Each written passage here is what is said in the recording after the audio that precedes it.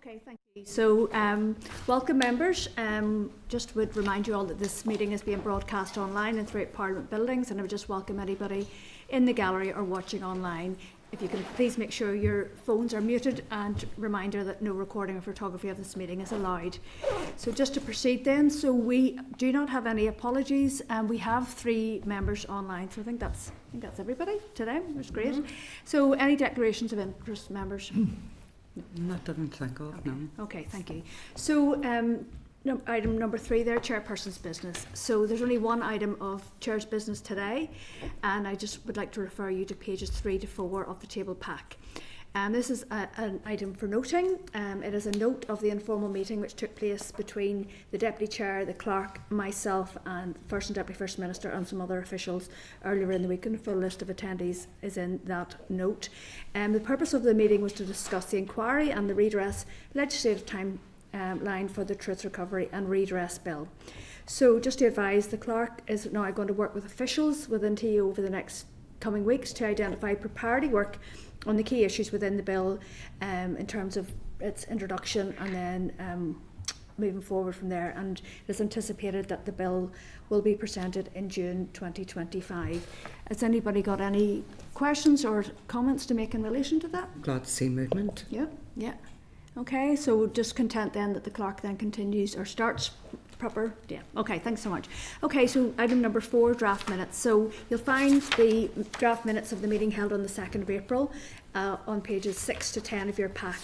Are members content that these are a true reflection? Yeah. Okay, so we'll go ahead and sign. Matters arising then, item 5.1, the Clerk's brief in terms of the Truth Recovery Gender Perspectives. I'm going to refer you to page 19 of the pack for the Clerk's brief in relation to the Truth Recovery Gender Perspectives and the following relevant papers.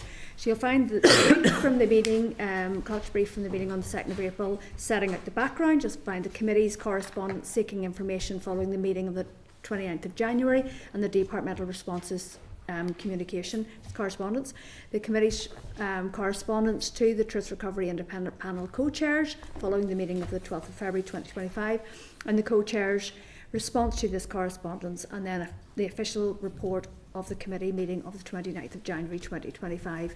So just to remind you, members, at last week's meeting, the committee considered the papers received in relation to the evidence in closed session from a collaborative group of female advocates on the 29th of January, Truth Recovery Gender Perspectives, and responses to subsequent correspondence to TO and the Truth Recovery Independent Panel co-chairs. At that meeting, the committee agreed to request legal advice in advance of forming a view on responding to correspondence, or what actions are required, if any, in relation to the issues raised with the committee and to members outside the committee. So I'm going to refer members to the legal advice table today, and that has been circulated. Okay, so just to inform that the legal advisor will be in attendance if this meeting, for the purpose of this item, agenda item, to provide legal advice. So I'm going to seek your agreement that we go into closed session, members.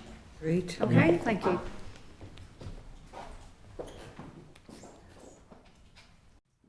Okay, thank you. So we're now back in open session, members. So thank you to everyone for the conversation, and also to legal services here at the Assembly for the advice we've just received. So just to recap on what we agreed. So we have agreed the wording of the response that will go back to the Truth Recovery Independent Panel. We are going to sign off on an aid memoir for complaints that we receive from individuals going forward, particularly in relation to this Truth Recovery process, mother and baby institutions. We have agreed that the committee will document any pattern of complaints, and it would only be when we see that pattern emerging that we, without prejudice, that we will take that up with the Executive Office. And we are also going to send a response of an update on our work to the women who first contacted the committee with some concerns. Is that fair enough? Okay, thank you, everybody. Okay, so moving on, 5.2, historical institutional abuse and redress in the Republic of Ireland. So at our meeting last week, members made reference to research on HIA and redress in the Republic of Ireland. So just to remind, the most recent briefing paper we received was in November 2024, and so it's been recirculated by email on Monday the 7th of April. And I suppose it's really just to see if anybody would like any update on this paper. Obviously, it's like here in Northern Ireland, it is an evolving picture, so it's just to see if anybody wants any other parts to the research paper to be updated or added to. Sure, we just seen the, I'm sure everybody's seen the news about the way in which those people were treated by the institutions, religious institutions. Oh yes, yes. I mean, one gave 13 million, one gave 75,000, and others refused to give anything. Yep. It's like it's quite disgraceful. A lot of them were all learning institutions as well. Brian, please. Well, yes, I was going to make the same comment. I mean, I didn't get to read the article, just heard it on the radio, and we actually thought some of our earlier briefing made us think that perhaps the system had been more successful in the Republic of Ireland. Right. But when you saw that variance between euros and 13.5 million, clearly there's problems down there, and many of these are the same institutions. So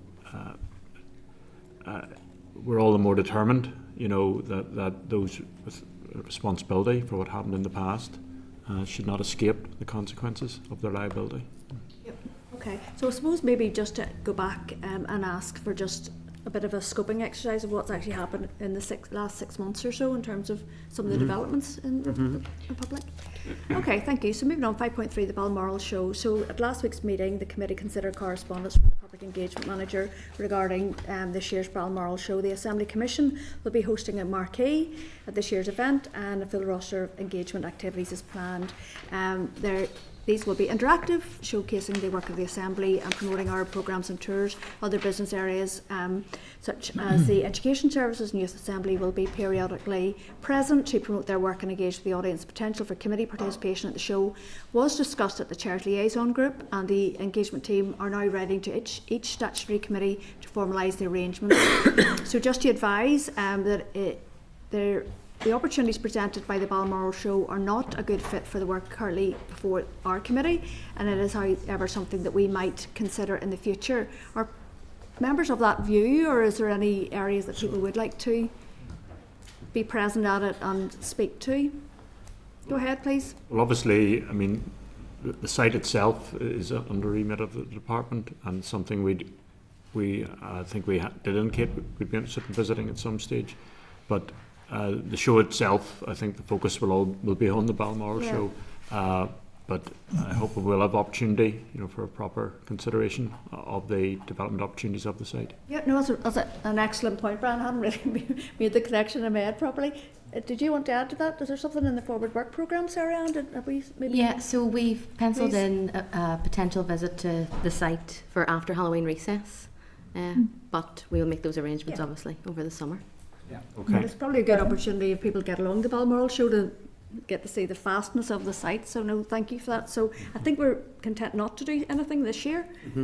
Sure. Yes, please go ahead. Sorry, go ahead, Right, Claire. I'm not necessarily suggesting we do anything, but is there value in going to a show like that in relation to the ending violence against women and girls piece, given that it's a wider societal kind of concern, and it kind of puts that into that context?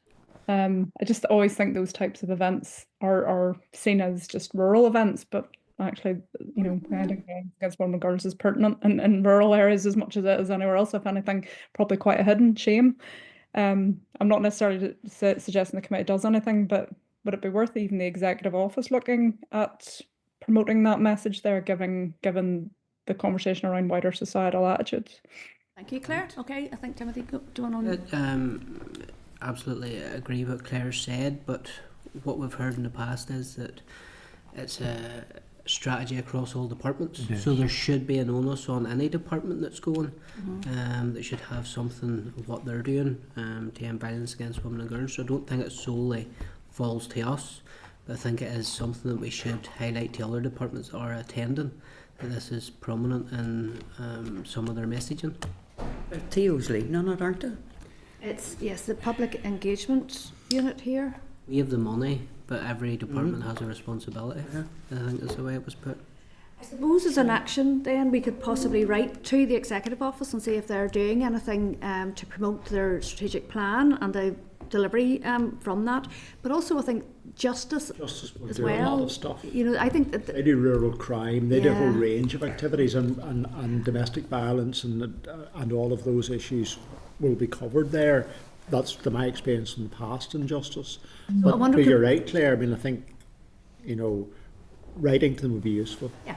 Yeah. go ahead. No, and just to add to your point in relation to justice, I think the executive office need to lead it, because I suppose my point around it is wider societal attitude rather than response.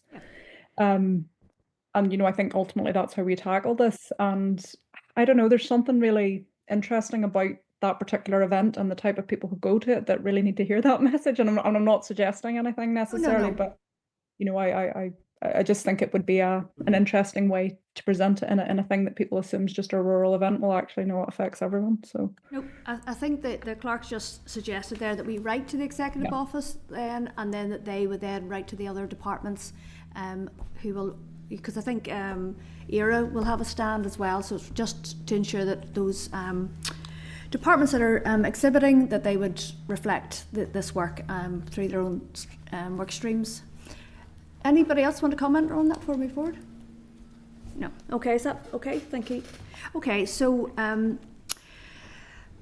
right, so members, we are going to go into closed session again to talk about the inquiry into gaps in equality legislation and consideration of recommendations. So, if we can go ahead into closed session. So we're back in public session, members. Yes. Okay. So, thank you everyone for your contributions to that discussion in terms of the papers that were provided by the committee team here in terms of our inquiry into equality legislation. And I just like to recap. Really, I think we're going to ask the clerk and her team to take on board some of the commentary and bring the report forward then in its draft format, and we will have a look at this, and it will undoubtedly be at the far side of Easter recess. Is that fair enough? Agreed. Okay, thank you. Okay, members, item 7, correspondence. I'm going to refer you to pages 140 to 144 of your pack for the committee correspondence summary, and just want to draw your attention to a number of items. 7.2, the individual correspondence in terms of the extension, the request for the extension of the Historical Institution Abuse Redress Scheme. So you'll find this at pages 145 to 149. So the committee has received further correspondence from an individual in relation to a request for the HII Redress Scheme, which, as you all know, closed on the 2nd of April, to be extended to include the siblings and parents of victims in the event of death of an applicant who dies childless or within a partner. So just to remind you that the committee previously considered this correspondence from the individual and agreed responses at the meetings of the 26th of March and 2nd of April. So just to advise, the committee team sought the individual's consent to forward their correspondence to the Executive Office for a response, which was actioned on the 6th of April, and would ask that you note this item of correspondence and seek agreement, and just to save you an agreement to consider this further when a response from the Executive Office has been received, and to agree that the clerk will issue a holding response in the interim. Are we agreed? Agreed. Great, thank you. Sorry, Chair, and on that, does the current legislation provide support to the children of someone who's a victim? This was the point, I think, Yes, that and this he's saying individual... It's almost assuming that, yes, it'll be following down to the next generation, but in certain circumstances, Yes. either the same or the previous generation. Yeah. Well, would the be legislation gives for that, but this individual, I think, the father was childless or something, so I think there was, and this is the brother of, so I think that the legislation didn't extend to include that sort of family dynamic, but as we know, the redress scheme is now closed. Is that fair enough? Right, Yeah. it's one that's now closed. Yeah. Okay, so 7.5, Committee for Finance, Analysis of 2024-25 Outturn and Forecast Outturn. So pages 177 to 243 of your meeting pack. So just to advise, the Department of Finance is committed to provide this further analysis each month as part of the ongoing engagement with the Committee for Finance on the 2024-25 in-year spend, in order to facilitate the Committee's scrutiny of the public expenditure position, as well as that of other statutory committees and of the Audit Committee. The provisional outturn position informs the level of resources that can be carried forward into the 25-26 financial year, explanations of departments' variances in January and February outturns between January R10 and February R11. Return, sorry. The months. Okay, sorry.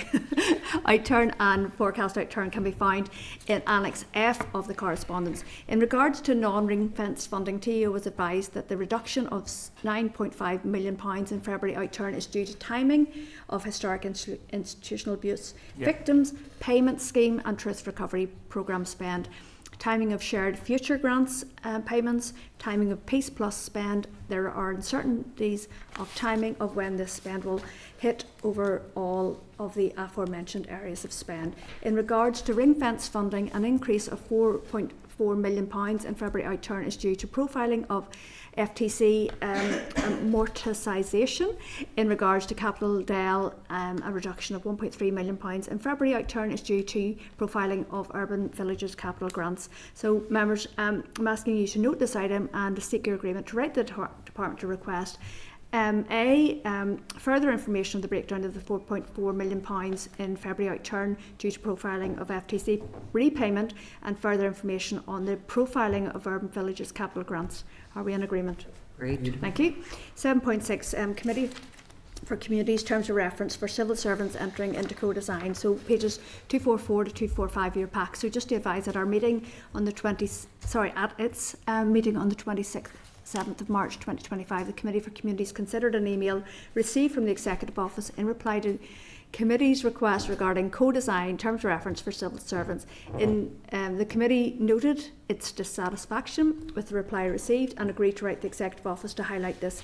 So I'm just asking you to note this correspondence and to seek your agreement to consider this item further, if necessary, when the Committee is copied into the reply. Agreed? Great. Chair, so just to declare an interest, I suppose, that I'm a member of the Committee for Communities. Of course, thank you. So the Executive Office, 7.9, the Executive Office, the response of the 11th of March correspondence on the Agriculture Bill, pages 252 to 253 of the meeting pack. So just to advise members, the Committee has received a reply from the Department to correspondence sent on the 11th of March regarding the Agriculture Bill. The Executive Office has confirmed that the provisions of the bill have no direct implications for the functions of the Executive Office, and that the Department does not therefore propose to provide views on it. So I'm asking you to note this correspondence and to seek your agreement to respond to the Agriculture Committee outlining that the provisions of the bill have no direct impact on the functions of TEO. Agreed? Great.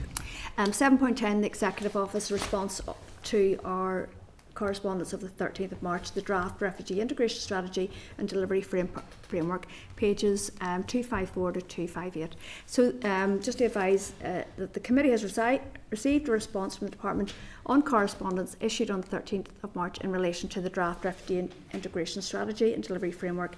The Executive Office has thanked the Committee for their considered feedback on the draft Refugee Integration Strategy and associated delivery framework.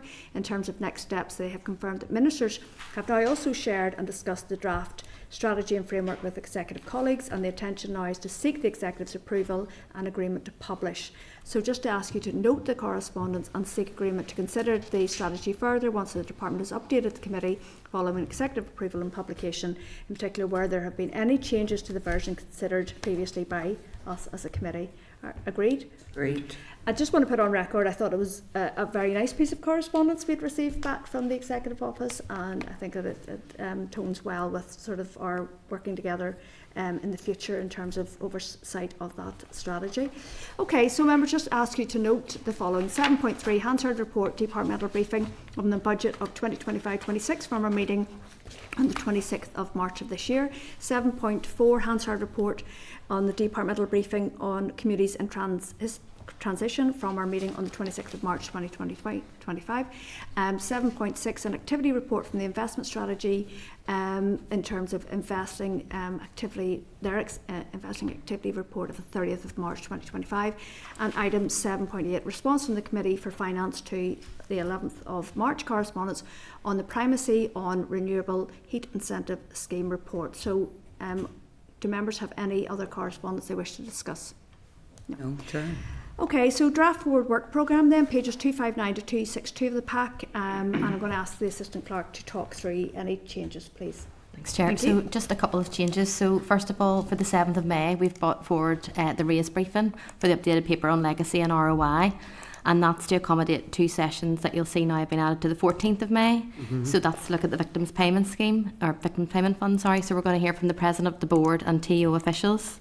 And then following that, we'll have a session with VSS, again on the Victims Payment Fund. And just a note, for the 25th of June, the Youth Assembly will be coming up to present their findings on a recent survey on the young women's rights in schools, and that's in relation to ending violence against women and girls. Great. And we've got 21st of May, we've got the panel in on the victims' payment. Yeah, we're still just working out that with Justice at the minute in terms of how that will be on the day, but yeah, that's still Okay, there for the thank you. 21st. Okay, thank you. Any other? Go ahead, please. Very keen that we get First and Deputy First Minister, the date for that scheduled. They've said it's before the summer recess. They haven't been in since, I think it was October. There was chat before that it was 4 times a year, and I note there's nothing in for the junior ministers who are going to attend separately.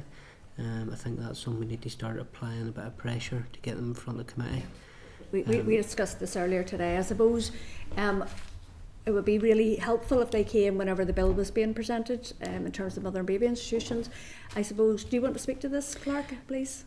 Yes, it's just to say that following up from the previous strategic planning session where those things were discussed, that we've made approaches and discussions with the DALO, and we're waiting for a response, and it's something that we're going to pick up in the strategic planning session after this meeting, and just to decide what to do going forward. Another one is Commissioner for Survivors of Institutional Childhood Abuse. We had chat previously about bringing, is it Fiona Ryan? Yes. In front of the committee, so... She was keen to come back, wasn't she? On the Forward Work Programme? No, when I spoke to your office a few weeks ago, they said they would be writing to the clerk, but we haven't received anything yet, but we can we follow it write up. to them. Come back. Okay. Yeah, can I add to that as well? Only if it's appropriate, but we have a new commissioner for older people, Siobhan Casey. I don't know if our committee, given that we're not directly related into older people work, but I know it was the executive office who recruited for that appointment, so it might be worth considering as well. Thanks, Chair. Yes, so the Commissioner for Older People is scheduled for the 2nd of July. Perfect, thank you. That's okay, Claire. No, thank you. Okay, any other business members? Go ahead, please. I'll stay for the next session. I have to go. No, I agree with you. I panicked there a minute. I thought, oh God. It is a really, really good piece of work that I think that Sarah Ann led on in terms of the strategic priorities. I wonder, could we maybe defer it for another week? But it would actually be after Easter. But can I ask that we put it first? Because Yes. what's happening is that we'd almost had 3 weeks of fairly substantial work. Yeah. And it's not that we're work shy, it's just that I have to go to another meeting for 6 and I'm getting distracted. So And I think we'll run out of steam a wee bit as the Yeah. afternoon goes on. But thank you. Really, really good piece of work. Is that okay to reschedule it? Yes, absolutely. Any other business members? no, Okay. thank you. Okay, thank you very much. Thank Enjoy you. your Easter, everybody. Everybody the same, yeah. Happy Easter.